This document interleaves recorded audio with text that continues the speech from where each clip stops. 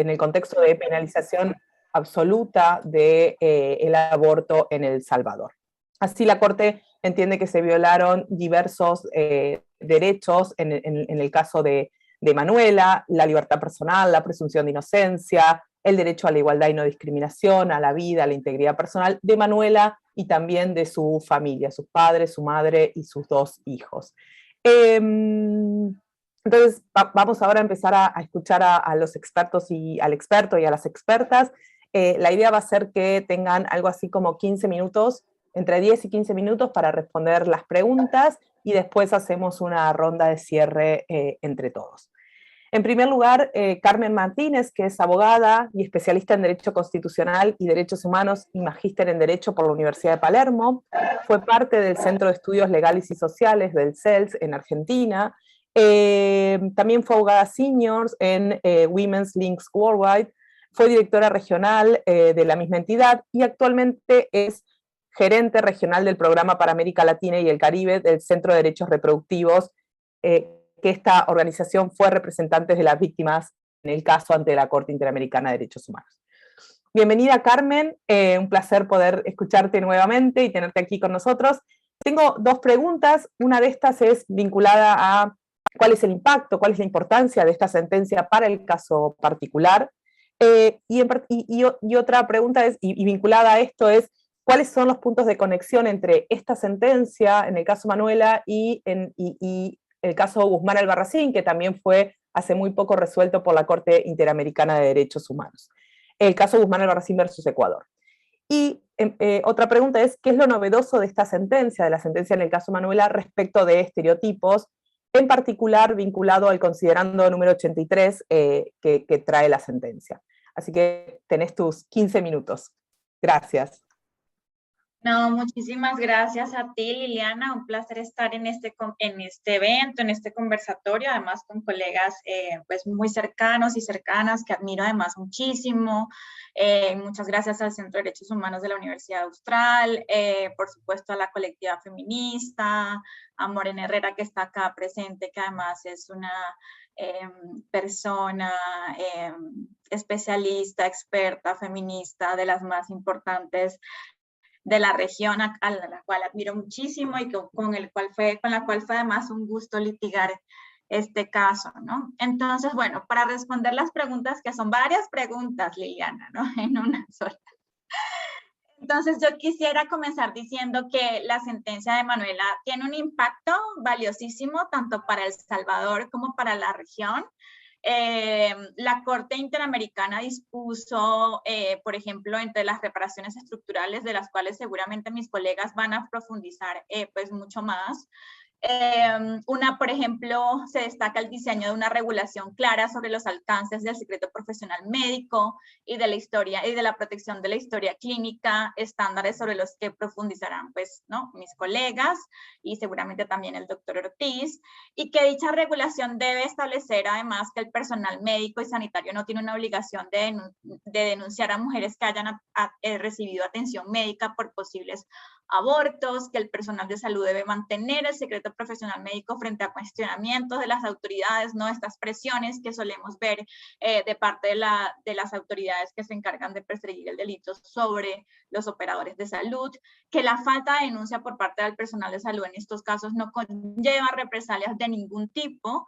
Además, pues ordenó que se cree un protocolo en El Salvador de atención de mujeres que experimentan eventos obstétricos, que deberá además estar dirigido a todo el personal de salud público y privado de El Salvador, estableciendo criterios muy claros para asegurar que en la atención de estas mujeres se asegure de nuevo, ¿no? La confidencialidad de la información a la que el personal médico tenga acceso, el acceso a servicios de salud, que el acceso a servicios de salud no esté condicionada por una sospecha de la presunción de un delito, que esté libre también la atención de estereotipos y que por supuesto el personal de salud se abstenga de interrogar a las pacientes. Entonces esto significa que el personal de salud pues no podrá ser criminalizado por proteger el secreto profesional, y no quisiera como más ahondar en ese punto, que sé que mis colegas lo van a abrir. más allá de eso, el contexto, como bien explicabas vos, Liliana, de criminalización de mujeres que enfrentan emergencias obstétricas en El Salvador, la Corte lo dio por establecido como consecuencia de la que esto se deriva de la penalización estructural que persiste, pues, que prohíbe el servicio de salud reproductiva de aborto, ¿no? Las medidas estructurales ordenadas por la Corte ya escritas traen un mensaje, ¿no? Todas estas que tienen que ver con este impacto de la criminalización sobre estas mujeres que sufren, como Manuela, emergencias obstétricas. Y es que no se puede criminalizar a mujeres porque enfrenten emergencias obstétricas, ¿no? Entonces, en ese sentido, creo que un mensaje claro es que la sentencia debe tener incluso un impacto deliberativo, que debe constituir un referente incluso para reabrir y redefinir la discusión pública en las instituciones de poder salvadoreña respecto a los efectos desproporcionados y devastadores que tiene la criminalización del aborto. Ahora, respecto a la segunda pregunta sobre los puntos de conexión con el caso de Paz,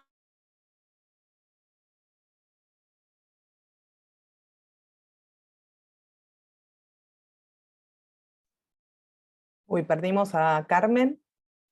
Esperamos un ratito a ver si se vuelve a conectar. Y si no, seguimos con las preguntas y después le damos un espacio a ella para que pueda completar la respuesta.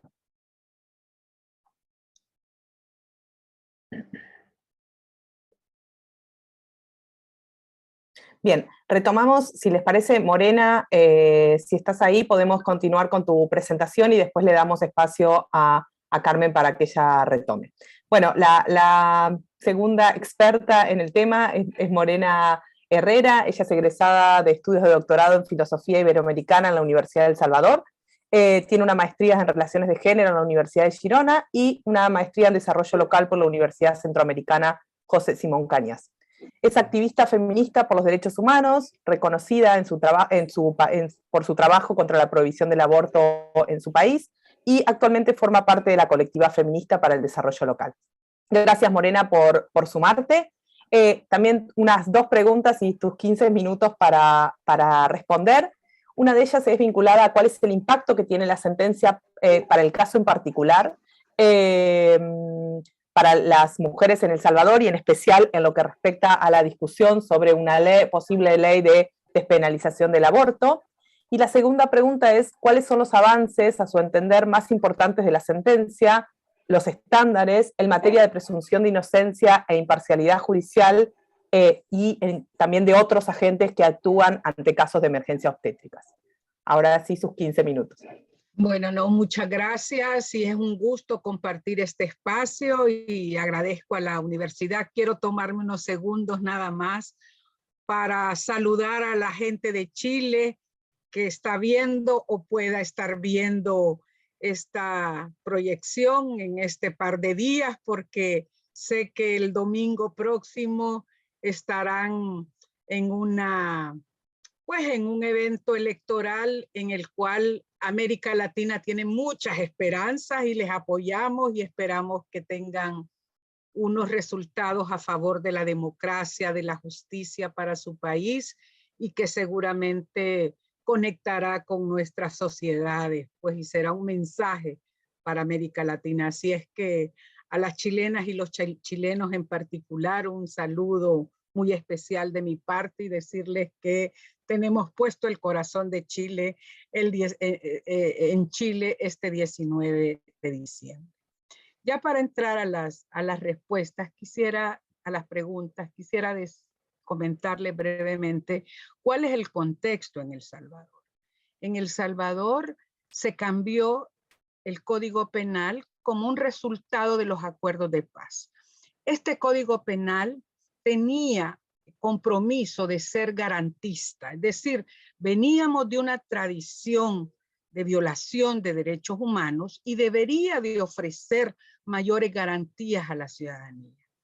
Sin embargo, cuando se discutió y se estaba aprobando al final de la primera legislatura, que resultó después de los acuerdos de paz, en el debate sobre aborto la jerarquía de la Iglesia Católica, sobre todo, y algunas organizaciones hicieron una movilización y una presión muy fuerte en la Asamblea Legislativa y se eliminaron todas las formas de aborto no punible.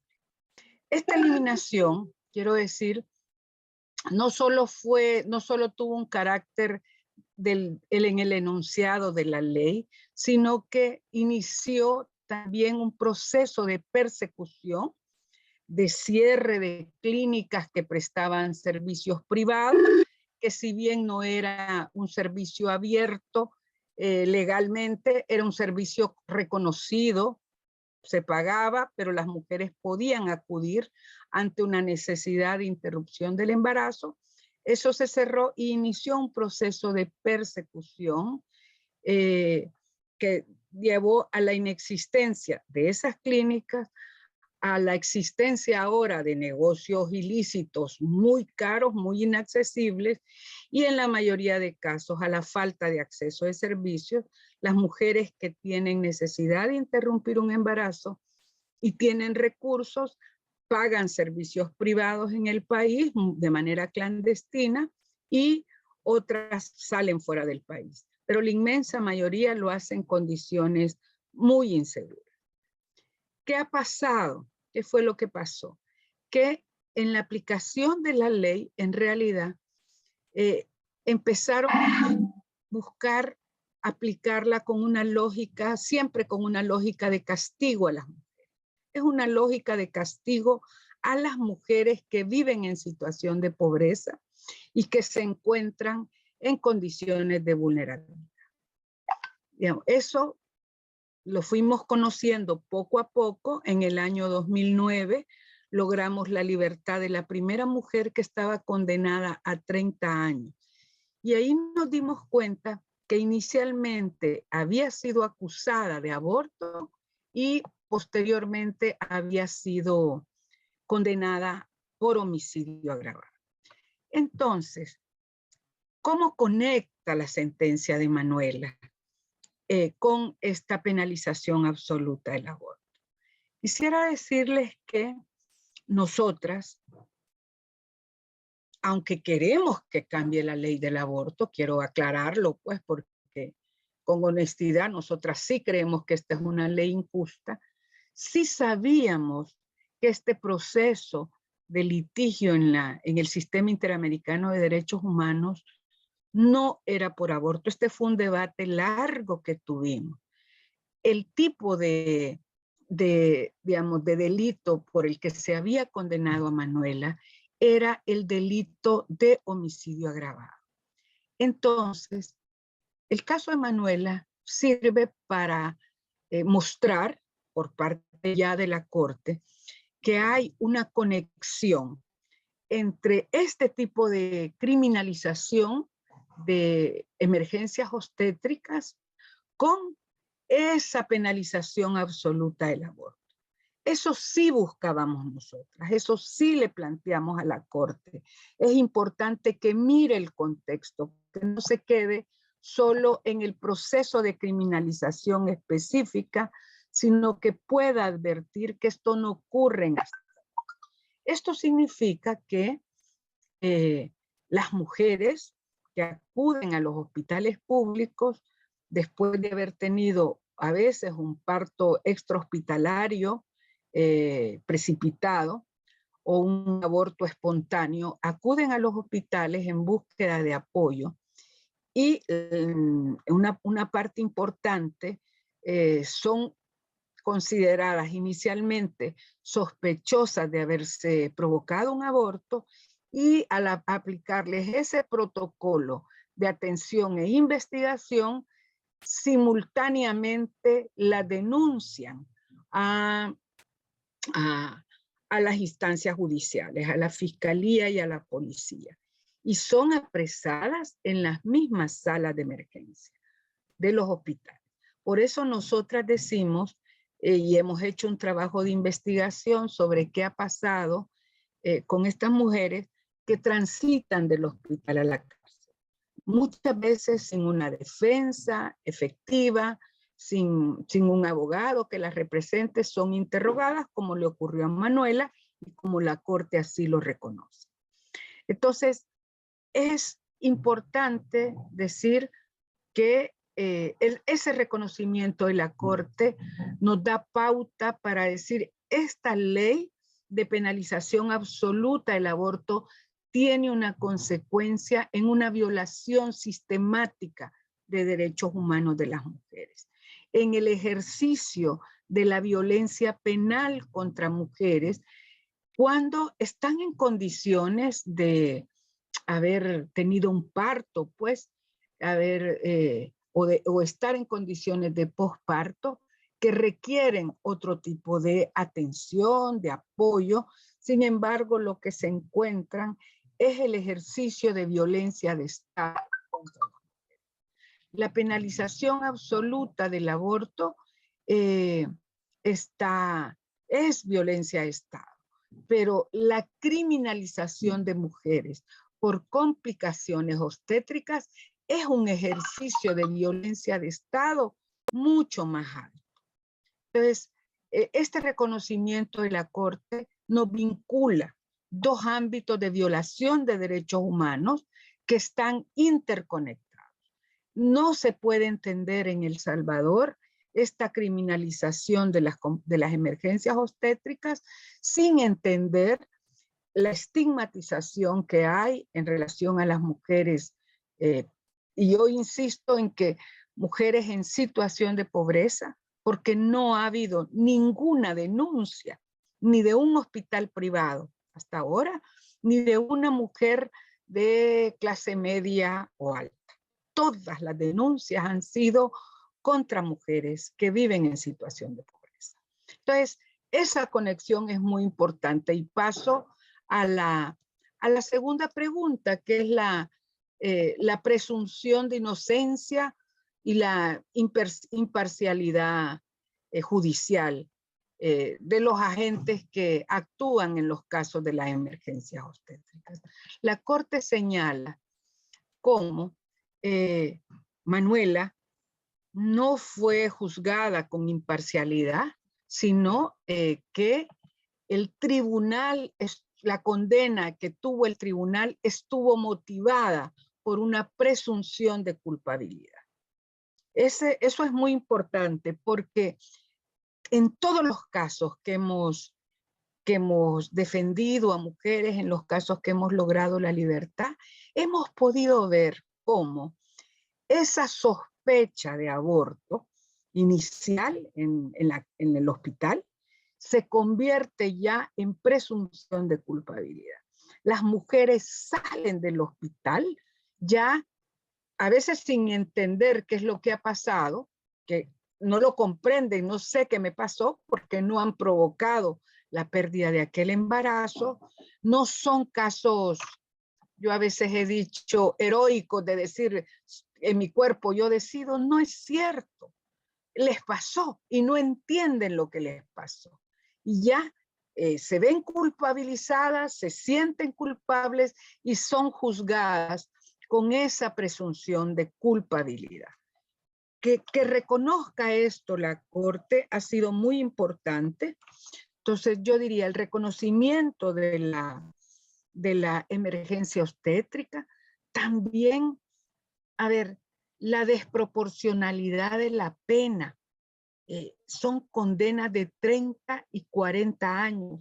Y cuando hemos llegado a veces a la cárcel a hablar con las mujeres, con Manuela no pudimos hablar porque no la conocimos. Cuando llegamos a ella, acababa de fallecer. Falleció a los 2 años de estar presa por un cáncer que padecía. Pero otras mujeres con las que hemos hablado dicen, mire, yo no entiendo qué me pasó.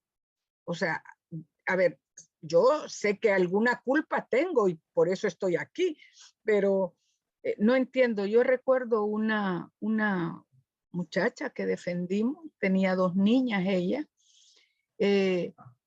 había sido violada por su hermano y por un grupo de hombres, y como resultado de esa violación tuvo ese embarazo que pierde a los 5 meses.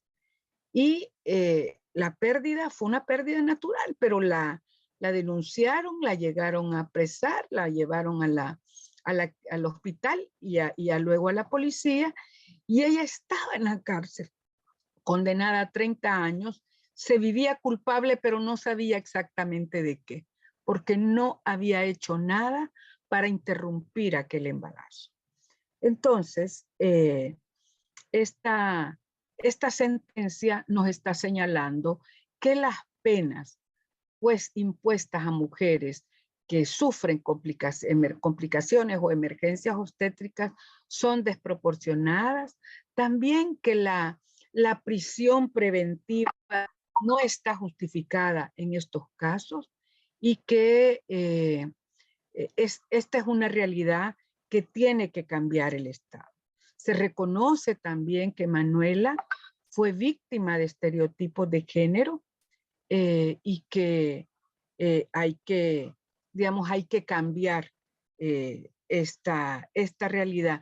Los estereotipos de género con los que fue juzgada Manuela y con los que han sido juzgadas otras mujeres tienen que ver con creer que no importa si te estás muriendo, pero si sos mujer, ante todo sos madre y tenés que salvar a aquella criatura.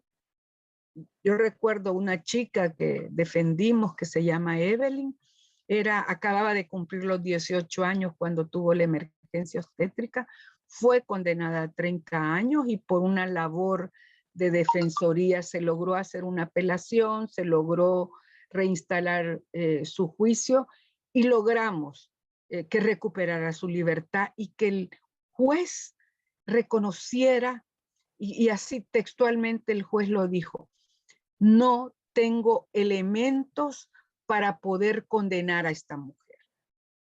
A ver, en otras palabras, yo quisiera, pero no puedo, si me apego a la ley. Pero Evelyn pasó 50 meses metida en ese proceso, más de 2 años en la cárcel, y pues era una jovencita, y lo mismo, no entendía lo que le pasó, y la acusaban en última instancia, cuando la fiscalía ya no pudo mostrar que era culpable por acción, cambió el delito y dijo: es culpable por omisión, es culpable por no haber hecho nada para salvar a su criatura. No importaba que estuvieran en estado de shock, con hemorragia, en estado inconsciente. Entonces, esos son algunos de los estereotipos con los que fue juzgada Manuela y que la Corte reconoce.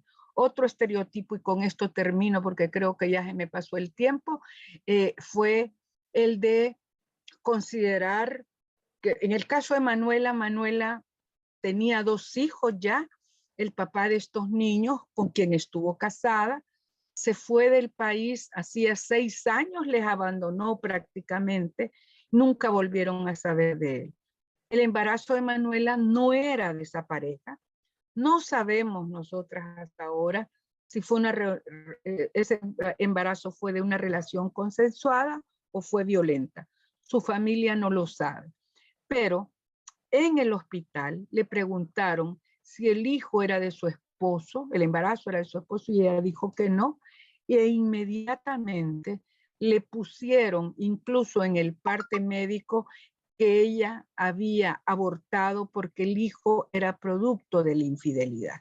Y esto tiene que ver con una condena a la sexualidad de las mujeres. Ese es otro estereotipo de género con el que Manuela fue juzgada, que la Corte reconoce, y cómo un parte médico reporta la infidelidad de Manuela. Es el parte médico que sirvió para juzgarla y para condenarla con presunción de culpabilidad. Eso aportaría yo en este momento. Muchas gracias. Gracias, Morena, por contextualizarnos también sobre la situación en El Salvador. Creo que la tenemos a Carmen, que se fue. No sé si, Carmen, ¿nos escuchás? Sí, Liliana, les escucho. Bueno, les pido nuevamente una disculpa a todo el público presente. Me incomoda muchísimo cuando estas cosas tecnológicas pasan, pero bueno, pasan. Bueno, creo que me quedé o me desconecté cuando se cayó la conexión, cuando conversaba un poco sobre ¿no? Los aspectos similares que tiene en el caso de Manuela, quizá la sentencia del caso de Manuela con la sentencia del caso de Paola. No sé si me escucharon cuando decía que ambos, pues obviamente ambos casos son distintos. El de Paola es un caso de violación sexual cometido por parte del vicerrector de la escuela pública en la que ella estudiaba, y en donde básicamente el agresor utiliza su posición de poder para engañar a Paola y luego pues accederla carnalmente, ¿cierto?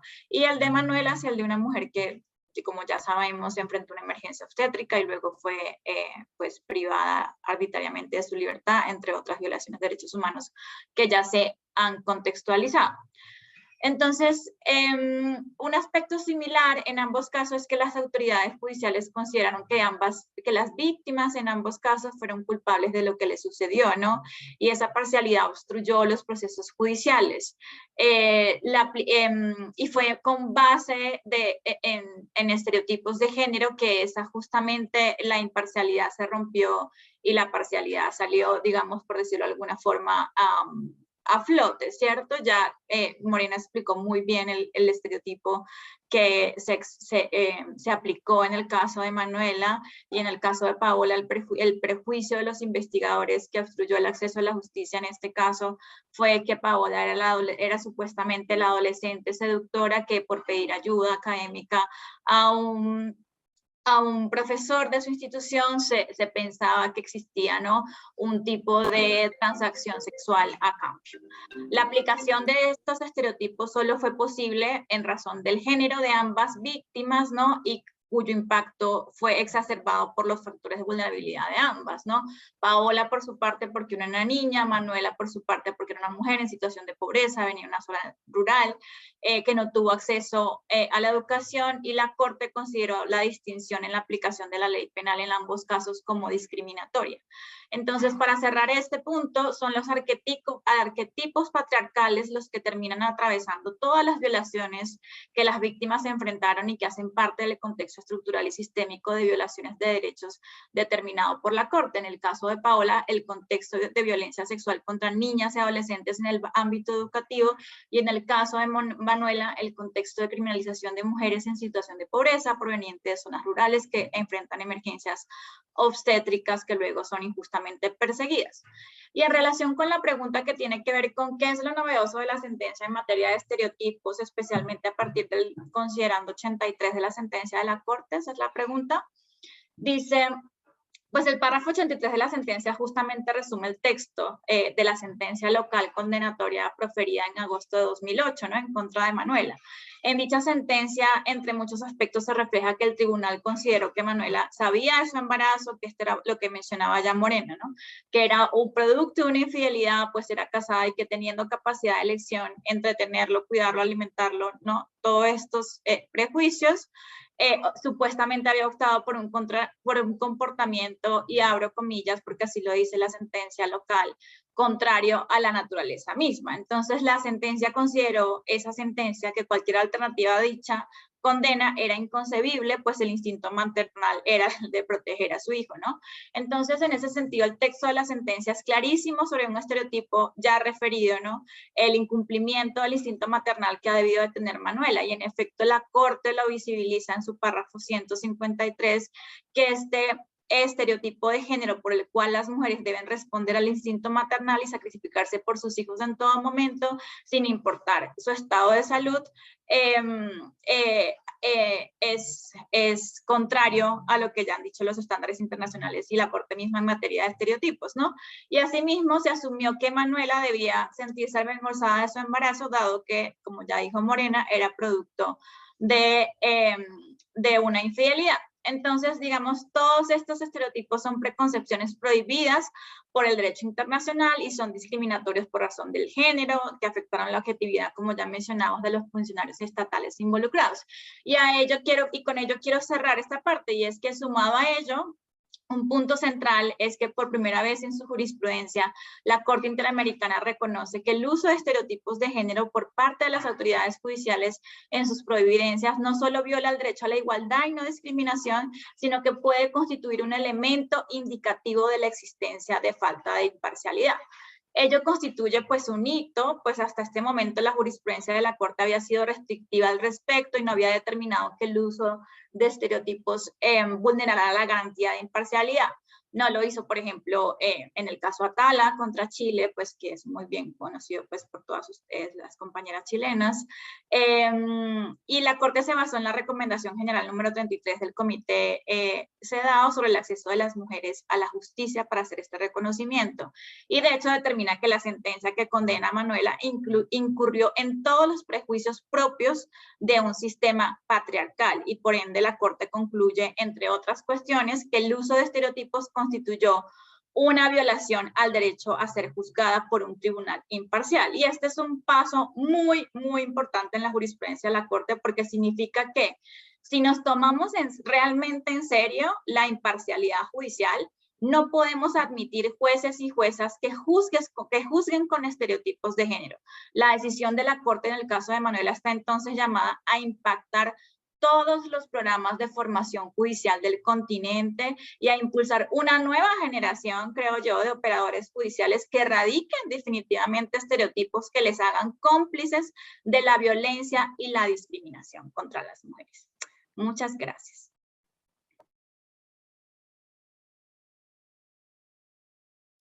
Gracias, Carmen. Bueno, muy claro. Ahora seguimos con Guillermo Ortiz. Guillermo, no sé si nos escuchás. Guillermo es médico, obstetra ginecólogo, es asesor médico, senior de IPAS, apoyando a la Unión Médica Salvadoreña por la salud y la vida de las mujeres, es defensor del derecho al aborto seguro en su país y se desempeñó como perito en el caso Manuela versus El Salvador. Gracias por sumarte, Guillermo, bienvenido. Tengo también dos preguntas. Una de ellas es, en tu opinión, ¿qué es lo relevante de esta sentencia en materia de violación del secreto profesional? Y la segunda es, ¿cuáles son los aportes transformadores que identifica en el fallo, en especial vinculado al derecho a la salud y con especial referencia al personal de salud? ¿Cuál es el aporte que este caso trae para ustedes, los médicos y médicas que están trabajando con estos casos? Bueno, muchísimas gracias por la invitación. Soy ginecólogo, obstetra perinatólogo. Estoy radicado actualmente en los Estados Unidos, pero trabajé por más de 25 años en el principal hospital de atención a la mujer en El Salvador. Con respecto a la pregunta sobre la relevancia de esta sentencia en materia de la violación del secreto profesional, bueno, dando un poco de preámbulo, en El Salvador, desde que cambió la ley que penaliza el aborto en todas las circunstancias, allá por 1999, bueno, en esa época yo estaba ya trabajando como médico, como residente del Hospital de la Maternidad, que así se llama el hospital, se llamaba en esa época. Existía un comportamiento completamente diferente antes que se cambiara la ley. Se atendían a las mujeres pues que llegaban por aborto, incluso como en esa época el aborto terapéutico estaba permitido, pues si era necesario pues se hacía y no existían mayores inconvenientes aparte de los que pueden existir cuando hay aborto nada más por causales. Pero una vez cambia la ley y comienza a transformarse esa actitud del médico en una actitud diferente, y esto también empujado un poco porque en esa época el Ministerio de Salud, para dar cumplimiento a la ley, pues giró instrucciones a sus diferentes hospitales para que las mujeres pues que llegasen con sospecha de aborto fuesen denunciadas. Es así que en ese momento comienza esta historias clínicas a convertirse en, además del contenido clínico que tenían, también en interrogatorios criminales y judiciales, a tratar de llegar a determinar si había existido una inducción del aborto, cometimiento de un delito, preguntas como casi que obligar, bueno, obviamente teniendo un perfil muy predeterminado a las mujeres más jóvenes, solteras, que llegaban con abortos o partos extrahospitalarios, pues se les interrogaba tratando de forzarlas a que entre comillas, abro comillas, a que confesaran que habían inducido un aborto o se habían inducido el parto. Esto, pues, incluso en algunos casos generaba esta situación de que algunas incluso decían, vaya, al fin me confesó, ya me lo dijo, Era una situación que comenzó a transformarse en una especie de práctica que se fue transmitiendo hacia las demás maternidades.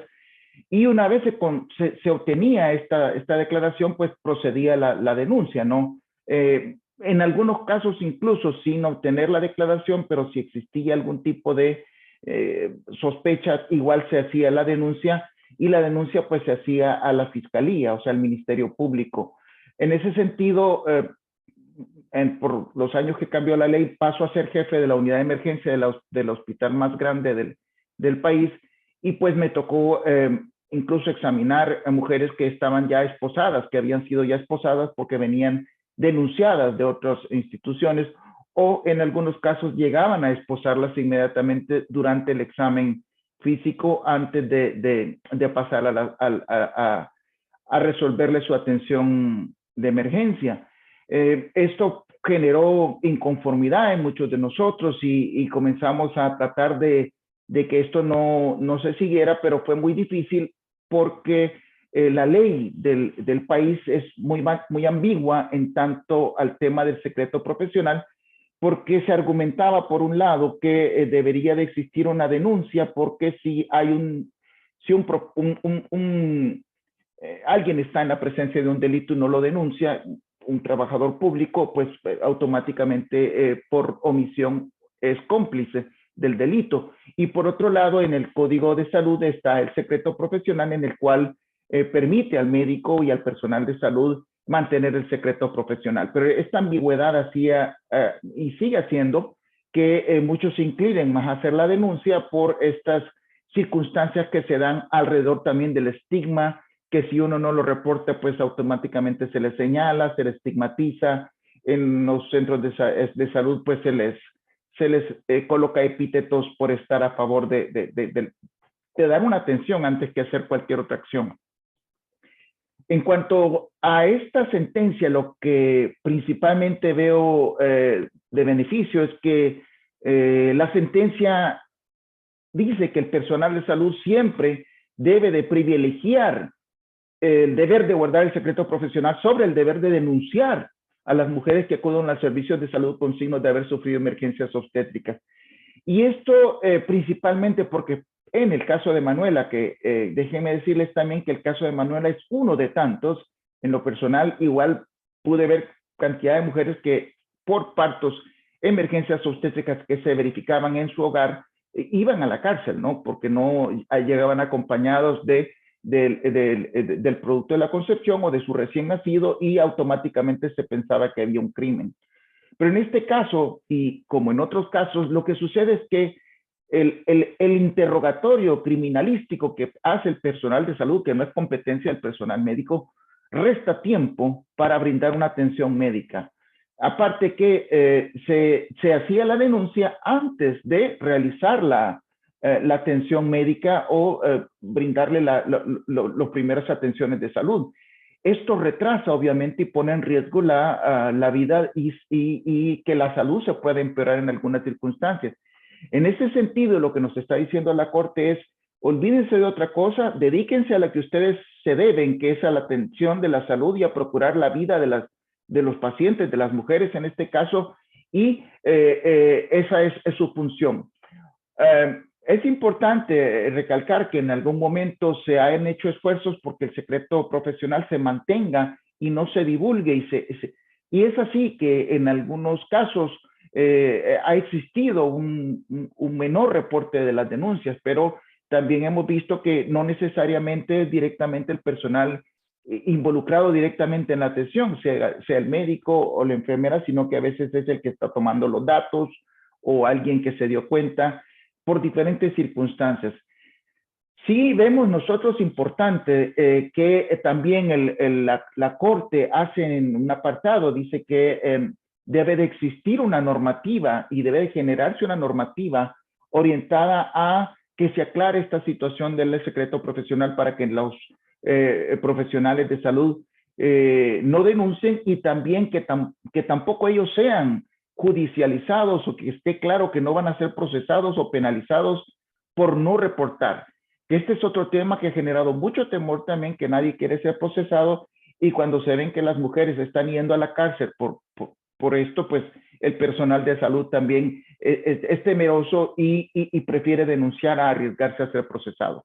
Entonces, lo que se está a través de esta sentencia es brindando un respaldo de la Corte Interamericana de los Derechos Humanos para que se dé un ambiente propicio para que el personal de salud pueda ejercer sus funciones con todas las capacidades científicas y la evidencia más reciente, para que no exista un obstáculo y procure la salud y la vida de las mujeres, en este caso, sin temor a ser denunciados, sin temor a ser reportados, y tampoco que estén obligados a meterse en otro ámbito que no nos compete, que es el ámbito investigativo criminal.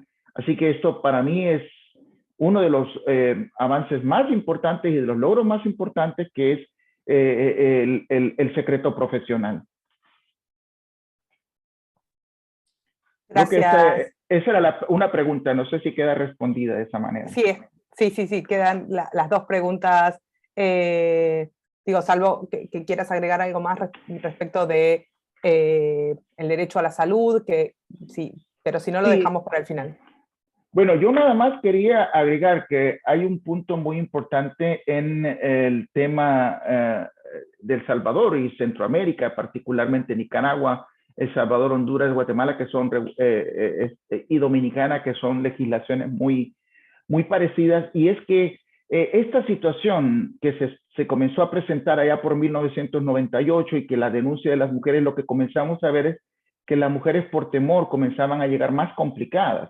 Ya no acudían de forma temprana por un aborto incompleto, sino que tendían a llegar un poco más tardíamente, y también fue generando en el personal de salud una especie de cultura de denuncia, e incluso las guías de atención, las guías clínicas, se enfocaron en esta ley, e incluso se condicionaban los tratamientos médicos de acuerdo a si existía un embrión vivo o no existía un embrión vivo. Y en el tema de, yéndonos ya específicamente el caso de Manuela, de los partos extrahospitalarios, que así se le llamaban en esa época, y después se fue cambiando esto, y ya se le fue connotando como una, digamos, un enfoque de que había existido algún tipo de intención deliberada para que se diera un parto domiciliar y que tuviera un malos resultados. Es de decirlo que estos han existido y siempre van a existir los partos en casa por diferentes motivos. En el caso de Manuela, que tuvo problemas de acceso a la salud por transporte, por problemas económicos, por educación. Es estructural, ¿no? La falta de un control prenatal no necesariamente es algo que porque existan condiciones en los países de salud, las mujeres van a acercarse. Hay que hacerlo al revés, ¿no? Acercar los servicios a ella y no que ellas se acerquen a los servicios, porque esto genera muchas barreras. Pero en este caso, lo que ha ido sucediendo es que en estos partos domiciliares, muchos partos por sí mismos presentan complicaciones, y una complicación se puede dar con mucha más razón si no tiene una atención médica. Entonces, estas complicaciones se dan en los partos extrahospitalarios en mujeres que no han tenido control prenatal, y muchas de ellas pues han sido criminalizadas por ser prácticamente víctimas de un sistema que no las alcanza, y también hay que decirlo, pues su delito es ser pobres. Con eso cerraría. Gracias, Guillermo, y justo lo vinculo a esto con lo que vos cerrás, con las preguntas que tengo para Silvia. La siguiente expositora es Silvia Serrano. Ella es abogada por la Universidad Autónoma de Bucaramanga. Tiene un LLM en Estudios Legales Internacionales con certificación en Derecho Internacional de los Derechos Humanos del Centro de Derecho de la Universidad de Georgetown. Tiene un máster en Argumentación Legal en la Universidad de Alicante. Ha trabajado como abogada en la Secretaría Ejecutiva de la Comisión Interamericana de Derechos Humanos y actualmente es directora asociada del Healthy Families Initiative del Instituto O'Neill. Silvia, para vos tengo dos preguntas. Gracias por acompañarnos y por sumarte.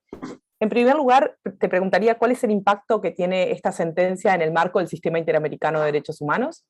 Y la próxima pregunta, vinculada con con lo que cerraba Guillermo, es ¿cuál es la relevancia que le da la Corte Interamericana a la idea de interseccionalidad o al concepto de interseccionalidad en el caso particular? Y si la sentencia representa un avance para la interpretación de la igualdad y el vínculo con pobreza. Bueno, muchas gracias Liliana y muchas gracias a la colectiva, al CEDID y al Centro de Derechos Reproductivos por invitarme a este espacio. Yo quisiera empezar diciendo algo más general y es felicitar más colectivamente el logro de esta sentencia, porque siempre se piensa, bueno, la sentencia de la Corte y la Corte que desarrolló todo esto, pero detrás de esta sentencia viene un esfuerzo enorme de parte de quienes presentan los casos, los litigan todo el tiempo ante la comisión, luego la comisión tiene un rol y pues luego llega ante la Corte, ahí los expertos tienen un rol muy importante y sale la sentencia. Entonces todo esto es una construcción colectiva y quisiera destacar eso particularmente porque en este panel tenemos a quienes litigaron el caso y también tenemos a personas que actuaron como expertas en el caso y que tuvieron un rol determinante en el logro que es esta sentencia. Bueno, yo voy a responder a las dos preguntas pensando un poco, bueno, cuáles son los temas que esta sentencia fortaleció, cuáles son los temas que esta sentencia amplió y cuáles son los temas que esta sentencia desarrolló por primera vez en diferentes temas. Entonces, voy a hablar de 4 temas puntuales. El primero es el rol que tuvo el contexto, el segundo en temas de libertad y debido proceso, el tercero en temas de salud, y el cuarto en temas de igualdad y no discriminación para contestar a tu segunda pregunta. Entonces, bueno, quiero empezar con la cuestión de contexto, muy brevemente, destacando que efectivamente el caso se ubica en un contexto determinado. Ya Morena explicaba la importancia de ubicar el caso en el contexto de criminalización absoluta del aborto, aunque el tipo penal que se hubiera utilizado no hubiera sido el de aborto, pero que este tipo de uso del derecho penal surge o se incrementa o se recrudece a partir de un contexto normativo determinado, y el hecho de que la Corte hubiera reconocido eso es muy importante. Y no quería dejar de destacar que el Estado salvadoreño intentó excluir el tema de contexto del análisis de la Corte. De hecho, presentó una consideración previa sobre el tema del marco fáctico, tratando de que la Corte excluyera el tema de contexto, y en eso la Corte reconoció que sí, el tema de contexto y del marco normativo en materia de aborto había sido un elemento que había sido tenido en cuenta en el informe de la comisión, y también eso permitió la incorporación de todo el elemento de contexto del informe de la comisión, complementado con el escrito de los representantes de las víctimas y con todo el tema de los comités de Naciones Unidas que ya se habían pronunciado sobre este tema. Entonces, quería destacar la importancia que tiene el uso de contexto en este caso, particularmente en un caso en el cual el Estado intentó que eso quedara por fuera del análisis de la Corte. Bueno, el segundo punto en materia de libertad personal y debido proceso, creo que hay muchos desarrollos muy importantes, voy a decirlos de manera telegráfica. El primero es en materia de detención preventiva. Este es un caso importante respecto de la cuestión de regulaciones o códigos procesales penales que tienen normas, que sus disposiciones permiten la aplicación de la detención preventiva de manera obligatoria o con una serie de presunciones sobre los fines procesales que supuestamente se persiguen, lo que lleva a que no haya determinaciones individualizadas de fines procesales que va a perseguir la detención preventiva. Y eso ya venía de algunas sentencias recientes de la Corte, pero un tema que sí es nuevo en materia de detención preventiva y que desarrolla esta sentencia es esta regulación desafortunada que tenía el Código Procesal Penal de El Salvador, y nos puede confirmar Morena si se mantiene así, que es el tema del impacto social que puede tener, que tuvo la comisión de un delito y que un juez o la autoridad a la que le corresponde porque considera subjetivamente que ese delito tuvo un impacto social muy grande, entonces decide que corresponde aplicar la detención preventiva, que la Corte entre a analizar este tipo de fines punitivos, no procesales, que violan la presunción de inocencia, creo que es muy importante, así que ayuda a otras regulaciones en el continente que tengan esta idea de alarma social, que es completamente subjetiva y problemática para poder dictar una detención preventiva. El segundo tema en materia de libertad personal y debido proceso es el tema del derecho de defensa. Por varios años la Corte ya ha visto este tema del derecho de defensa en cuanto al rol que tienen los defensores públicos y en este caso creo que este tema se vino a fortalecer. Ya de hecho en otro caso de El Salvador, lo cual muestra deficiencias estructurales en la defensa pública del país. Ya en un caso de El Salvador, la Corte había dicho que el Estado puede ser internacionalmente responsable por omisiones concretas de la defensa pública, e incluso porque los jueces no controlen esas omisiones de la defensa pública. Así que en este caso, una cosa buena que hace la Corte es que al momento de decir que hay responsabilidad internacional de El Salvador, también por el tema de cómo se comportó la defensa pública de Manuela, que apunta también a que si ella hubiera tenido el dinero para tener un defensor privado, probablemente no hubiera sido víctima de estas vulneraciones, quién sabe. Pero en el contexto de la defensa pública, la Corte enuncia y nombra concretamente cuáles fueron esas deficiencias en la actuación de la defensa pública y dice, bueno, no toda estrategia de litigio de un defensor público puede comprometer la responsabilidad internacional del Estado, pero aquí se comportó tan flagrantemente de manera negligente que llega a comprometer la responsabilidad internacional del Estado. Entonces esa forma de nombrar la Corte, todas esas omisiones en las que incurrió la defensa pública, creo que contribuye a las labores de capacitación y a las labores de fortalecimiento de la defensa pública para que no se incurra en ese tipo de omisiones nuevamente. El tercero es en materia de imparcialidad judicial y motivación, ya lo mencionaba Carmen, así que no voy a profundizar mucho sobre eso, la manera en la que la Corte dice el problema de uso de estereotipos no es solamente un problema de igualdad, también es un tema de imparcialidad judicial. ¿Por qué? Porque los jueces no están decidiendo en derecho. Eso significa que el juez está dejando que entre en el proceso de decisión una serie de elementos que no son el derecho al que está llamado a aplicar, sino estereotipos que inciden en la decisión y por eso es un problema también de imparcialidad. Y de hecho utiliza la Corte la observación de 33 de CEDAW, pero en realidad no lo quiso citar la Corte, pero este es un tema que venía alegando la Comisión en varios casos desde hace tiempo, vincular el tema de estereotipos a imparcialidad judicial desde el caso Atala, y en esta ocasión pues ahí la Corte se suma a esta perspectiva de la Comisión sobre el tema. Y el cuarto tema es en materia de presunción de inocencia. Yo creo que esta sentencia tiene un avance muy importante en este punto porque habla de una presunción de culpabilidad. Es algo que no había estado tan presente en otros casos y la Corte dice aquí una presunción de culpabilidad todo el tiempo que generó este resultado respecto de Manuela y explica dónde se vio reflejada esa presunción de culpabilidad. Entonces antes la Corte en materia de presunción de inocencia decía, bueno, si se invierte la carga de la prueba es un problema, o si se condena a una persona solamente sobre la base de declaraciones de coimputados es un problema de presunción de inocencia, o si no se toman en cuenta elementos exculpatorios, pero aquí entra a decir, yo considero que en este caso todas las personas con las que Manuela entró en contacto partieron de una presunción de culpabilidad. Y eso creo que es muy importante, y además que esta presunción de culpabilidad, si uno lee la sentencia integralmente, se da cuenta que estuvo presente no solamente de las autoridades judiciales que llegan a poner el reproche penal, sino desde el mismo momento en el que ella entra en contacto con el personal de salud. Y el quinto punto en materia de libertad y debido proceso es el tema de proporcionalidad de las penas.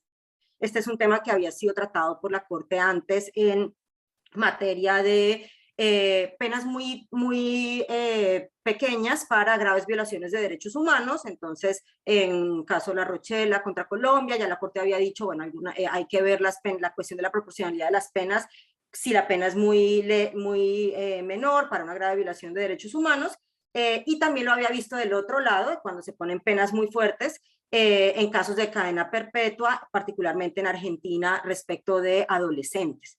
Pero aquí la Corte habla de proporcionalidad de la pena fuera del ámbito de la justicia penal juvenil y fuera del ámbito de la prisión perpetua, por penas muy severas respecto de hechos que no merecían un reproche penal. Yo quiero aclarar aquí que el hecho de que la Corte haya entrado a evaluar la proporcionalidad de la pena puesta a Manuela se desprende de que esa fue la pena que se le impuso a ella, pero no hay un análisis en el que la Corte sugiera que había algún tipo de reproche penal respecto de Manuela. De hecho, la Corte dice, es incluso muy probable que aquí no haya habido un reproche penal respecto de ella. Pero como esa fue la pena que se le impuso, pues la Corte determina esta cuestión de falta de proporcionalidad. Y aquí quería hablar también de una cuestión de impacto que puede tener la sentencia, y es que yo creo que esta valoración que hace la Corte de la proporcionalidad de la pena, de la desproporcionalidad de la pena impuesta a Manuela, creo que tendría que dar lugar inmediatamente a una reflexión interna en El Salvador y a un proceso de liberación de todas las mujeres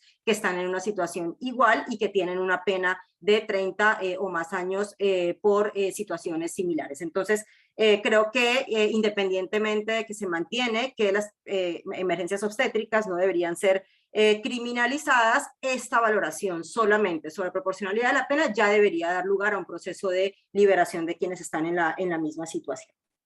Listo. Con eso paso al tercer punto, que es en materia de derecho a la salud y los temas que creo que son importantes destacar de la sentencia en materia de derecho a la salud. El primero es el de secreto, ya el doctor Ortiz lo desarrolló a profundidad, desde una perspectiva un poquito más jurídica. Quisiera aportar que, pues bueno, es la primera vez que la Corte de manera explícita ya había tocado un poco el tema de secreto en los casos de médicos procesados por terrorismo en Perú, pero aquí lo desarrolla de manera mucho más clara y explícita, y es que los datos médicos, los datos en materia de salud, están protegidos al menos por dos normas de la Convención, por el derecho a la salud bajo el artículo 26 y por el derecho a la vida privada bajo el artículo 11. Entonces, cualquier limitación a el derecho a la confidencialidad en materia de salud, pues tiene que pasar por un juicio de restricción de derechos, que es el juicio de restricción de derechos que la Corte aplica en el caso. Y bueno, dicho que la confidencialidad médica está protegida por la Convención, entonces la Corte entra en un análisis de, bueno, todos los estados tienen que, o El Salvador tendría que hacerlo, y un mensaje a todos los estados también, la necesidad de regular para aclarar las ambivalencias que en general hay en estas regulaciones entre el deber de confidencialidad y el deber de denuncia. Entonces es un llamado al Salvador, pero también a los otros estados, a aclarar esas ambivalencias y establecer con claridad cuáles son esas excepciones.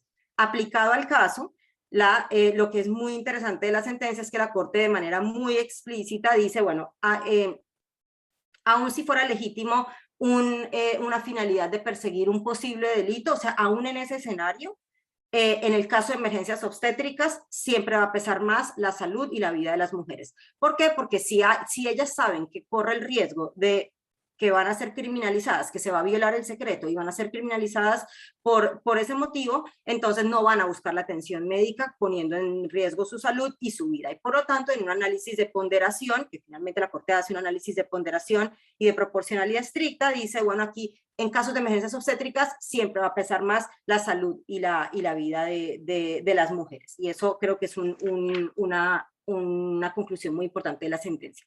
Otro punto en materia de salud es el tema de aceptabilidad y calidad de la atención en salud, que incluye dos grandes temas en el caso. Uno es cómo la atención que ella recibe frente a la emergencia obstétrica que sufrió, y donde la Corte dice, bueno, aquí se priorizó el ejercicio del poder punitivo por encima de la atención médica, y eso constituyó un acto de violencia contra la mujer aplicando el EMDOPARA. Y eso es un problema también de aceptabilidad y calidad en materia de salud, que en vez de brindarle la atención médica inmediata, se priorizó cómo buscar que esto sea criminalizado, justamente por esa presunción de culpabilidad que equivocadamente operó desde el inicio en el que Manuela entra en contacto con el personal de salud. Pero además, pues está todo el otro componente de salud del caso, de su dimensión más prestacional, que tiene que ver con la atención que ella recibió por el cáncer que ella tenía, ¿no? Y en esto la Corte fortalece los estándares que venía desarrollando en materia de atención en salud a personas privadas de libertad, y particularmente dos temas que venían del caso Chinchilla Sandoval contra Guatemala, pero que aquí se fortalecen en un caso de cáncer, y es que la Corte dice tiene que haber un diagnóstico oportuno desde el momento en el que la persona entra a privación de libertad, y además el Estado tiene la obligación de brindar atención especializada. O sea, lo que una persona privada de libertad debe recibir en materia de salud no es solamente frente a una emergencia o una atención primaria, tiene que recibir una atención especializada si tiene una enfermedad crónica o una enfermedad grave que requiere ese tipo de atención. Y si el Estado no está en condición de dar esa atención especializada en condición de privación de libertad, pues tiene que trasladar a la persona a un centro médico. Entonces creo que eso también es relevante. Y por último, en materia de salud, el tema del parámetro de causalidad, ¿no? O sea, la Corte no entra a hacer un análisis estricto de causalidad para decir la muerte de Manuela es atribuible al Estado, sino dice aquí hubo unas omisiones, hubo un problema de diagnóstico oportuno, hubo unas omisiones en el tratamiento de salud, y aunque hubiera recibido algún grado de tratamiento, estas omisiones probablemente hubieran salvado la vida de Manuela. Y con esa probabilidad, la Corte, digamos, satisface el parámetro de causalidad para poder decir que la atención deficiente es atribuible al Estado y que la muerte de Manuela probablemente derivada de esa atención deficiente es atribuible al Estado. Y para cerrar, si me das 2 minutos, Liliana, para hablar del tema de igualdad y no discriminación, bueno, yo antes de entrar específicamente a la cuestión de interseccionalidad, solamente decir que pues, el tema de igualdad y no discriminación es un tema transversal en la sentencia y creo que dialoga mucho con la idea de discriminación estructural, y es como aquí Manuela fue discriminada no solamente porque hubo un estereotipo en una sentencia, no solamente porque el fiscal dijo lo otro, no solamente porque el médico, sino desde el momento en el que Manuela entra en contacto con todo el Estado, desde el personal de salud hasta que se muere, Manuela fue discriminada, y fue discriminada constantemente, lo que habla de un problema sistémico de discriminación estructural. Ahora, concretamente en el tema de interseccionalidad, ya hablamos de la importancia que tuvo el análisis de estereotipos en materia de igualdad y no discriminación, pero puntualmente lo de interseccionalidad, yo creo que esta sentencia es un gran avance en cuanto a la dimensión de igualdad sustantiva y material. ¿Por qué? Porque al momento de evaluar la cuestión de interseccionalidad, la Corte toma en consideración 2 temas. Uno, cita los artículos de la CEDAW que hablan de medidas positivas que tienen que adoptar los estados respecto de derechos de las mujeres en materia de género, artículos 3 y 4 de la CEDAW, y también habla del concepto de discriminación indirecta, que lo había traído la Corte un poco en el caso Artavia Murillo, de manera, creo, complicada, problemática, pero aquí en este caso me parece que la Corte entra en un análisis interesante de discriminación indirecta y dice, bueno, aquí este esquema normativo, normativo e institucional que dio lugar a las violaciones en el caso de Manuela, afecta de manera indirecta a Manuela y le afectó de manera desproporcionada a ella, porque aunque era aparentemente neutral respecto de todas las mujeres, en realidad una mujer que no tuviera escasos recursos y que hubiera podido acceder al sistema privado, no hubiera sido expuesta a las vulneraciones a las que estuvo expuesta Manuela. Y ahí entra el tema de interseccionalidad. Entonces la Corte dice, bueno, aquí hay 3 factores que contribuyeron a esta desventaja comparativa, dice la Corte, que son escasos recursos, no haber tenido acceso a educación, que Manuela era analfabeta y que vivía en una zona rural. Y a partir de estos elementos, dice la Corte, a ella ese marco la afectó de manera desproporcionada, y la afectó de manera desproporcionada no por un único factor, sino por varios factores. Entonces, es un desarrollo en materia de discriminación indirecta, es un desarrollo en materia de interseccionalidad para efectos de la discriminación indirecta, que de hecho no era solamente una omisión en la jurisprudencia interamericana, sino en la jurisprudencia en el derecho internacional de los derechos humanos en general. Y cierro lo de interseccionalidad solamente diciendo que la Corte no dijo que esto solo afectó a Manuela de manera, en términos desproporcionados, de un marco aparentemente neutral y por estos motivos, sino que dice, esto no solamente, lo de Manuela es el reflejo de todas las otras mujeres que pasan por el derecho penal como consecuencia de sus emergencias obstétricas y abortos. La Corte dice, el perfil de Manuela es el perfil de las mujeres que son juzgadas en El Salvador por abortos y por emergencias obstétricas. Entonces me parece que esa valoración que hace la Corte en materia de ampliar ese perfil de Manuela, replicarlo respecto de las mujeres que enfrentan el derecho penal por motivos de aborto y de homicidio, es muy importante para los debates de despenalización de aborto también, tanto en El Salvador como en otros países, porque justamente este tema de para quienes que se usa para las mujeres pobres y para las mujeres con unas condiciones determinadas. Es uno de los argumentos que ahora está cobrando cada vez más fuerza en los debates más generales de despenalización del aborto en la región. Muchas gracias. Gracias, Silvia. Bueno, súper interesante el recorrido y los desafíos que trae la sentencia. Ahora, a continuación, la profesora Yanira Zúñiga es abogada y doctora en Derecho por la Universidad Carlos III de Madrid. Tiene un postdoctorado en el equipo de estudios de género SAGESI, perteneciente a la Universidad de Toulouse. Es miembro del Consejo Consultivo del Instituto Nacional de Derechos Humanos. Es integrante del Consejo Asesor de Equidad de Género en la Subsecretaría Tecnología, Conocimiento e Innovación, y es profesora y académica en la Universidad Austral de Chile. Bienvenida, Yanira. También dos preguntas. La primera es, ¿de qué manera considera que las teorías feministas han sido recepcionadas en este fallo, o en esta sentencia? Y ¿cuáles cree usted que son las ausencias que tiene esta sentencia? En particular, ¿en qué aspectos la Corte podría haber reforzado su interpretación para avanzar en el reconocimiento amplio del aborto no punible en la región? Bien, muchísimas gracias. Agradezco como siempre a la organización, en especial al CEDI, por la invitación. No es mucho, digamos, lo que yo pueda aportar adicionalmente a lo que ya se ha dicho, porque ha habido una reconstrucción muy completa del caso, tanto desde el punto de vista de sus coordenadas fácticas como también las coordenadas del litigio. Y entonces quizás yo empezaría por la última pregunta en términos de cuáles son las posibles falencias. La verdad es que siendo una lectora no comprometida ni con el litigio en el caso, ni tampoco siendo, digamos, partícipe de las discusiones específicas político-jurídicas sobre la regulación del aborto en El Salvador, que ya sabemos que hay esos dos perfiles de personas que han expuesto antes que yo en esta materia.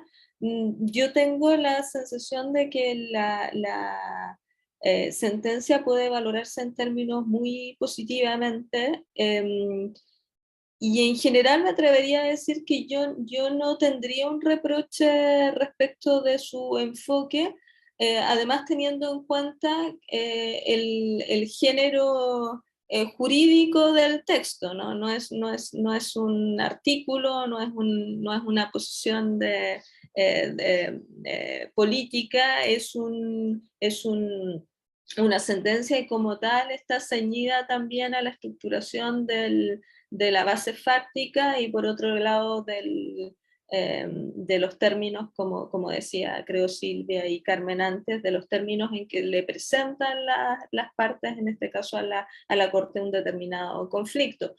Ahora, si uno quisiera ver la sentencia de la Corte como una especie de toma de posición discursiva sobre temas, y esto también vinculado a la otra pregunta que se formulaba respecto de cómo hay ahí un aterrizaje de teorías feministas, me parece que, como se ha dicho también antes, que la Corte avanza en construir una especie de narrativa más solvente, con un punto de vista teórico fuerte, por supuesto hilvanándolo a través de los asuntos que analiza, que son las violaciones específicas a un grupo de derechos, que es la forma también en la que se estructura la propia sentencia, y revisando distintas materias también al hilo de las posibles vulneraciones de derechos. Pero incluso con estas limitaciones, que son limitaciones desde el punto de vista de construir una especie como de acervo teórico para encarar un tema, me parece que todo el desarrollo que termina siendo, a propósito del concepto de estereotipos que se ha destacado aquí, y sus repercusiones, como alguien decía antes, no solo desde el punto de vista de la sentencia condenatoria respecto de Manuela, sino del tránsito de su caso. Creo que Silvia lo decía, respecto del sistema de poder estatal en general, incluyendo por poder estatal, ¿no?, la dimensión sanitaria, que es algo que ocurre con frecuencia, por supuesto, en el ejercicio de derechos procreativos en general, ¿no?, que la dimensión en la que se juega la cuestión de los derechos, quizás la más importante suele ser el contexto sanitario, y sobre esto también ha habido un enfoque progresivo de las teorías feministas en el último tiempo para poner de relieve cómo ahí hay formas de poder que están muy, muy vinculadas también a la manera en que se pueden garantizar o no los derechos procreativos de las mujeres. Entonces, la manera en que, para retomar el hilo de mi exposición, la manera en que la Corte termina reconstruyendo esto, revisando las repercusiones del uso de los estereotipos en las distintas etapas de la investigación, incluyendo por supuesto también la manera en que Manuela termina interactuando con el personal de salud y cómo esas interacciones también suponen impactos negativos en sus garantías procesales, y todas están dominadas por una especie de castigo social que logra permear el nivel jurídico. En esto creo que la Corte logra recomponer esto sin adoptar precisamente luego un discurso, llamémosle teórico feminista, pero logra recomponerlo en este relato que termina siendo, en este íter, ¿no?, de vulneraciones que sufre Manuela, logra componer esta idea de que el castigo que sufren las mujeres en el plano de sus derechos procreativos, incluso en estos casos, ¿no?, los de emergencia obstétrica, es un castigo que se manifiesta en distintos sectores y en distintos sistemas sociales, ¿no? Y el derecho lo que hace es ratificar ese castigo a través de su herramienta más potente, que es la criminalización. Pero hay un castigo también, lo dice la Corte tanto en la sentencia como luego en las reparaciones, en el uso de las esposas, ¿no? ¿Por qué utilizar las esposas cuando una persona claramente está en una situación en la que no hay posibilidad de eludir la acción de la justicia, ¿no?, si está además afectada de una preeclampsia, afectada por una condición de salud importante? Esto me recordó, para la gente que nos escucha desde Chile, al caso de Lorenza Cayuán, ¿no?, que también la Gendarmería chilena usa esposas para una mujer que estaba dando a luz, porque también está la sospecha, de nuevo, es el castigo a una maternidad que se considera desviada, ¿no? Y ese castigo tiene varias expresiones que la Corte va mapeando. Quizás si yo tuviera que reprocharle algo a la Corte, pero no sé cómo se planteó en todo en el caso, y me entró también la duda por lo que acaba de decir Silvia, es si en la defensa no hubo también estereotipos, ¿no? La Corte lo mapea tanto en la interacción de la investigación, en la sentencia del tribunal, por supuesto, en la relación con el personal de la salud, pero es esa defensa tan negligente, lo digo porque luego en la reparación también alcanza la capacitación a defensores y defensoras públicas, ¿no? Entonces, mi valoración para cerrar esta primera cuestión es muy, muy, muy positiva de la forma en que termina también consolidando una doctrina sobre los estereotipos que creo que se asienta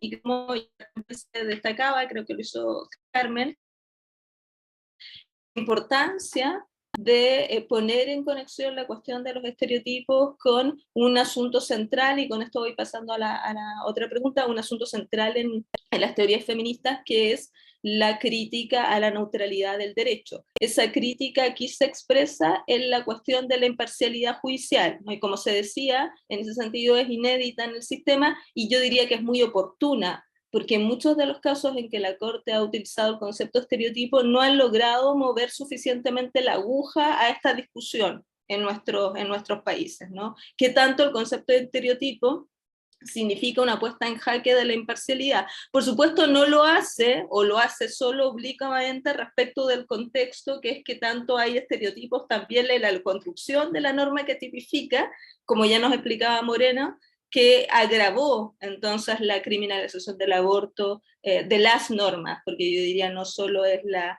agravación en el Código Penal, sino también la cláusula constitucional que toma una posición de...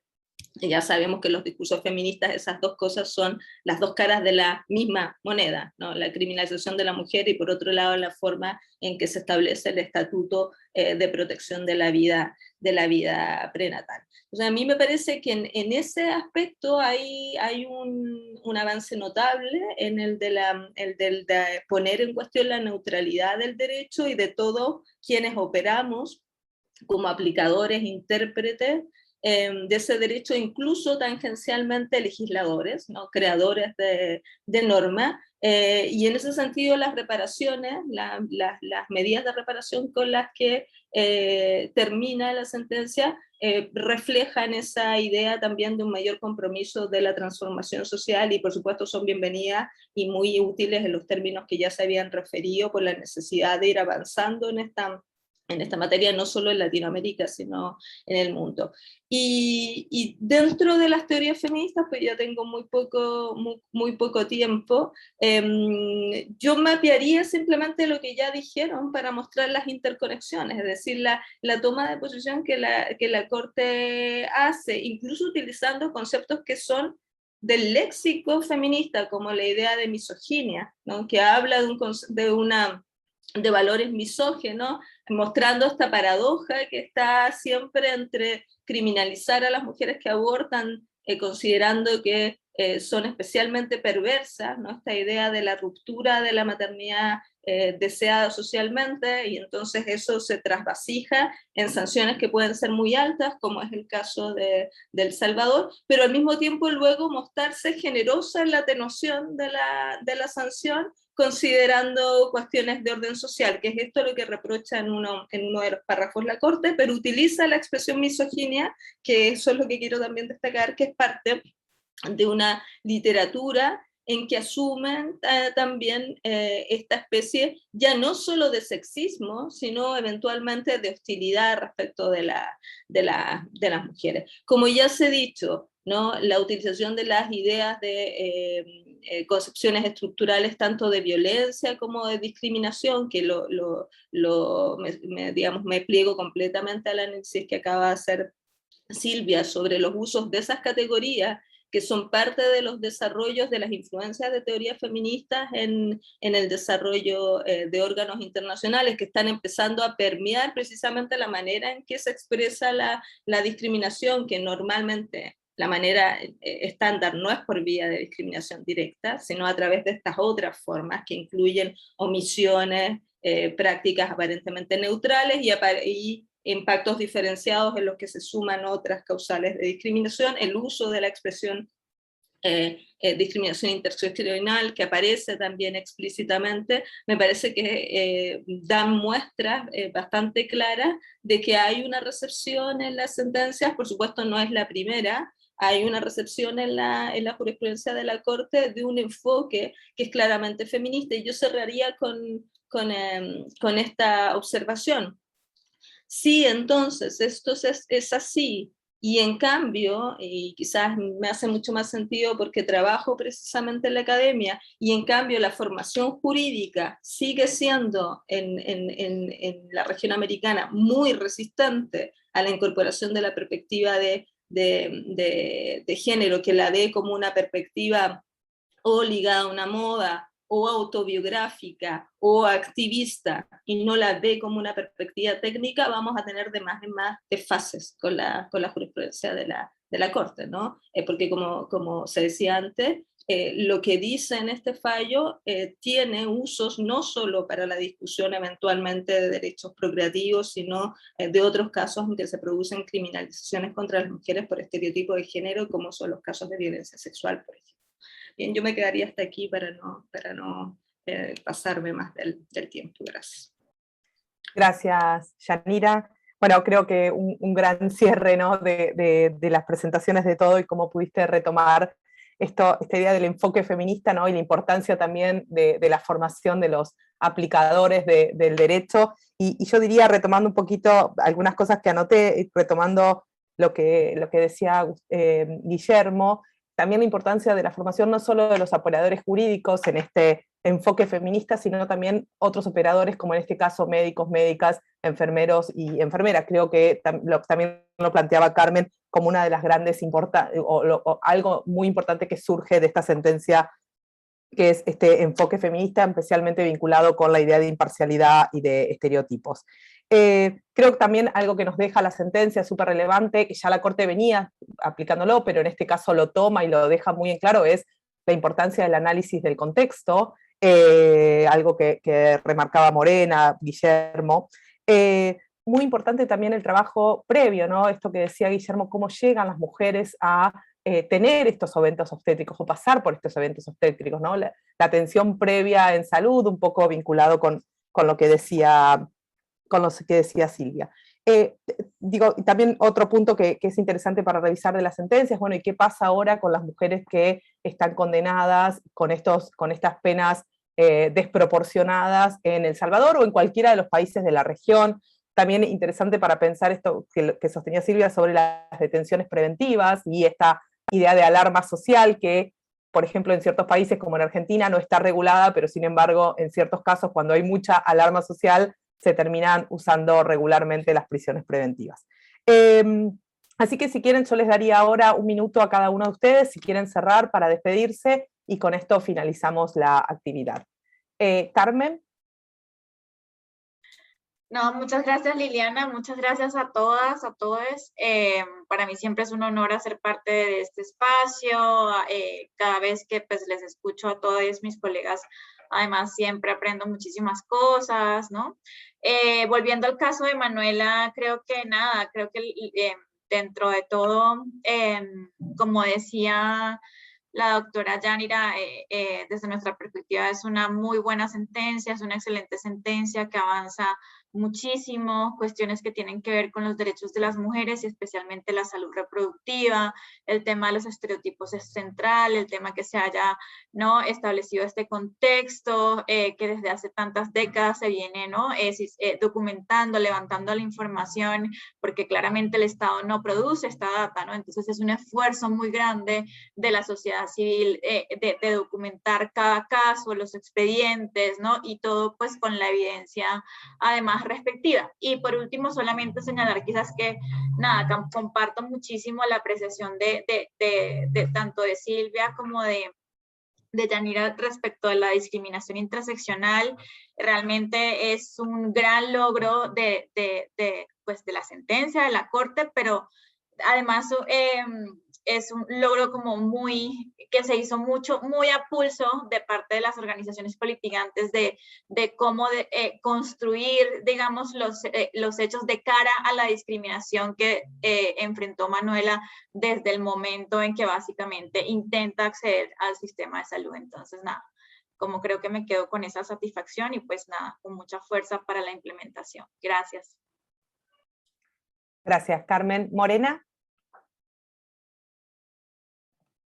A ver, aquí en El Salvador decimos que tenemos problemas con la ley y tenemos problemas con las formas en las que se aplica la ley, se interpreta y se aplica, para construir un sistema de injusticia y de castigo a las mujeres, sobre todo a las mujeres que viven en situación de pobreza.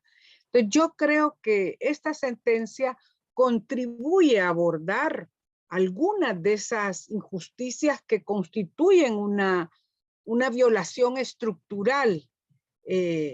No es la única, pues no hemos hablado de los embarazos en niñas, que es una cosa tremenda aquí, o del suicidio de adolescentes embarazadas, que es otra arista que tiene esta legislación que castiga a las mujeres. Pero yo creo que Manuela abre un camino para la justicia y la esperanza.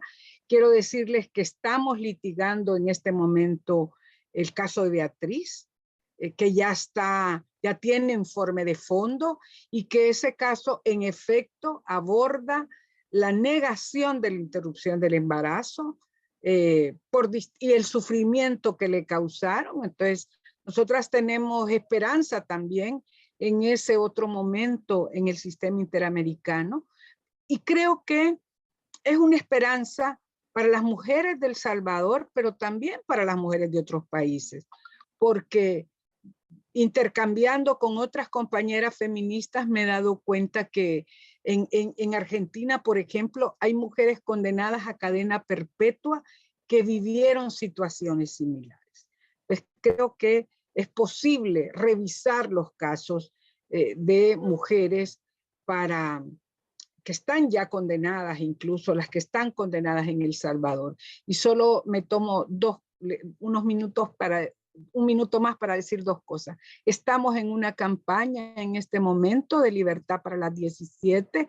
Les queremos invitar a todas a que nos ayuden a divulgar esta campaña. Ayer se presentó un video de mujeres que tienen pues mucha presencia, y es un llamado al presidente del país a que le dé la libertad, porque puede hacerlo, a estas mujeres. Y bueno, la segunda cosa es mandarles un mensaje nuevamente a las chilenas y los chilenos de que estaremos con ustedes el día 19. Muchas gracias. Y gracias por todo el aprendizaje al escucharles. Gracias, Morena. Un placer poder escucharte. Guillermo. Muchas gracias. Para cerrar, quiero expresar que la sentencia es un aliciente para el personal de salud y para las mujeres para que no sean criminalizadas cuando llegan buscando una atención de emergencia en cualquier circunstancia que sea. Y para el personal de salud, para que eventualmente pueda ejercer sus funciones sin ningún temor y poder aplicar todos los conocimientos científicos en pro de la salud y la vida de las mujeres en el país. Creo que el reto que se tiene ahora es qué tanto se puede implementar en el país, qué tanto el gobierno va a tomar las resoluciones y aplicarlas, pero creo que también es una excelente oportunidad para que el gobierno pueda reflexionar y poder enmendar todo lo que históricamente el país y las mujeres han estado tolerando. Así que muchísimas gracias nuevamente por la invitación. Gracias, Guillermo. Silvia. Gracias, Liliana. Bueno, voy a aprovechar este minuto solo para hablar de otro de los impactos grandes de la sentencia desde la perspectiva del sistema interamericano más general, y es el tema de no repetición en general.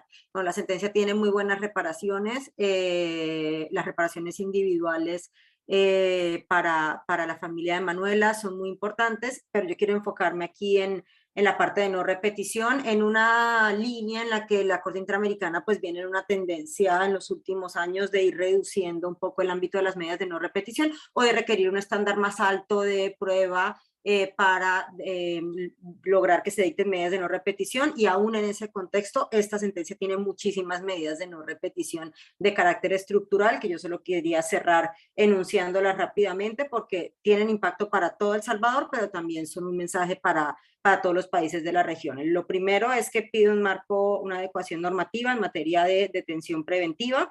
Lo segundo es que pide la regulación del secreto y sus excepciones, dando los parámetros concretos que tiene que tener esa regulación, cosa que no siempre hace la Corte. Ordena la adaptación de los protocolos y guías para emergencias obstétricas, también dando unos parámetros concretos que tienen que estar en esos protocolos. Respecto a estos dos puntos, regulación de secreto y adaptación de protocolos, la Corte es explícita en decir, bueno, mientras esto pasa, todo el personal que esté vinculado con estos dos temas de regulación, particularmente personal médico, tienen que inaplicar el marco como está, y lo que tienen que hacer es aplicarlo conforme a los estándares de la sentencia. Y el tema de capacitación. Ya hasta donde venía hablaba de las adecuaciones normativas, pero también las medidas de capacitación tanto a personal judicial como de salud, lo acota al hospital. Yo hubiera preferido que hablara de personal en salud más en términos generales, pero bueno, en materia de capacitación, la capacitación en materia de estereotipos, que creo que es lo fundamental, nombrando los estereotipos, destacando de dónde vienen, tanto para Poder Judicial y Salud, como decía. Y lo último, pues lo de educación sexual integral. O sea, sí hay un llamado fuerte a incorporar en el programa escolar un programa de educación sexual integral que está caracterizado por los parámetros que ya la Corte desarrolló en mucho más detalle en el caso Guzmán Albarracín por el tema del caso, pero en este proceso de diseñar este programa de educación sexual integral va a ser fundamental considerar las observaciones generales de Comité de Derechos del Niño y Comité DESC, que tienen pues los parámetros que tienen que tener estos programas. Así que quería cerrar diciendo que la sentencia tuvo un impacto, va a tener un impacto estructural enorme respecto de El Salvador y respecto de la región por todo este abanico de medidas de no repetición. Gracias, Silvia. Ojalá así suceda. Yanira. Sí, muy cortito y solo retomando lo que dice Silvia, estoy completamente de acuerdo con la última observación y ya que Morena también parto recordando y como soy chilena, digamos la coyuntura en la que estamos, yo también diría que para el caso chileno esto es bien importante porque efectivamente las discusiones que hemos visto que hoy día están transformadas en discusiones políticas aparentemente más generales, están tocando justamente las obligaciones que pueden tener los estados de intervenir de manera transformadora en el plano de la formación de niños y niñas y adolescentes en colegios y justamente en estas áreas, es decir, las agendas conservadoras en América Latina no por casualidad están discutiendo estos temas, porque aquí se están jugando precisamente los avances de los derechos de mujeres y de otros grupos, así que lo que razona la Corte respecto de los efectos disuasivos, por un lado, de los modelos sanitarios o de la actuación en modelos sanitarios versus la manera en que entiende el rol de la promoción de estos programas, me parece que puede facilitar otras discusiones que hoy día están en el plano más general, como digo, pero que terminan repercutiendo fuertemente en la posibilidad de empoderar y garantizar los derechos de mujeres. Gracias. Muchas gracias, Yanira. Bueno, quiero agradecer a todas, a Guillermo, a todas las expertas, al experto por la presentación.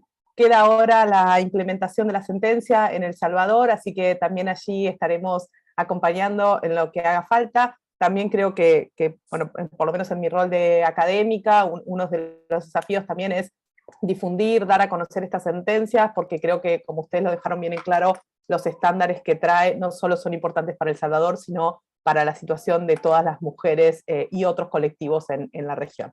Así que despedirme, también acompañaremos el domingo el proceso eleccionario en Chile, con muchas esperanzas allí. Bueno, y estamos en contacto. Muchas gracias por haberse sumado.